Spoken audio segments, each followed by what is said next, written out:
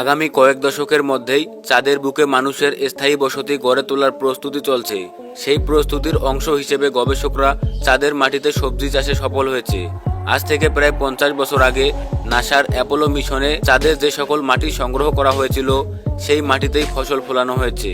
এই কাজটি করেছে যুক্তরাষ্ট্রের ইউনিভার্সিটি অব ফ্লোরিডার গবেষকরা। তাদের চাষ করা সবজির নাম মাস্টার্ড গ্রিন। সহজ ভাষায় বলতে গেলে এটি আমাদের দেশীয় সরিষা গাছের পশ্চিমা জাত। প্রাথমিক অবস্থায় চাঁদের মাটিতে রোপণ করা বীজ থেকে গাছ হলেও এগুলো পৃথিবীর মাটিতে বেড়ে ওঠা গাছের মতো সবল ছিল না। গবেষকরা বলেছেন, চাঁদের মাটিতে খুব বেশি পুষ্টিগুণ নেই। উদ্ভিদের বৃদ্ধির জন্য অতি প্রয়োজনীয় উপাদানগুলো চাঁদের মাটিতে অনুপস্থিত। চাঁদের মাটিতে বীজ বপনের মাত্র 2 দিনের মধ্যেই বীজ থেকে অঙ্কুর আসা শুরু করে। তবে অবাক করা বিষয় হলো, বপন করা সবগুলো বীজ থেকেই অঙ্কুর এসেছে। প্রথম 6 দিন পর্যন্ত চাঁদের মাটিতে চাষ করা গাছগুলোর সাথে পৃথিবীর মাটিতে চাষ করা গাছের কোনো পার্থক্য ছিল না।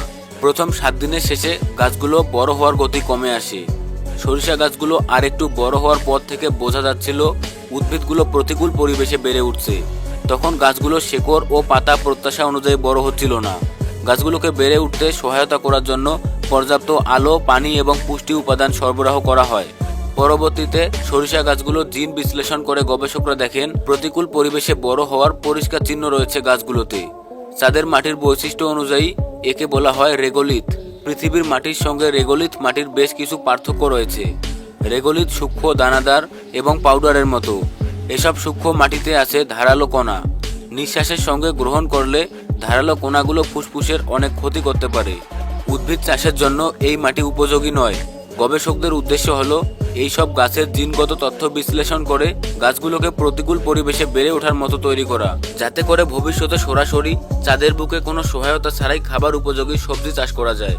নাসার পরবর্তী চন্দ্র অভিযানের নাম আর্টেমিস। এবার নাসা চাঁদে মানুষ পাঠাচ্ছে শুধু গিয়ে ঘুরে আসার জন্য নয়, ওখানে গিয়ে রীতিমতো বসবাস করার জন্য। দীর্ঘদিন চাঁদের বুকে বসবাস করতে হলে এত বিপুল পরিমাণ রসদ পৃথিবী থেকে নিয়ে যাওয়া সম্ভব নয়।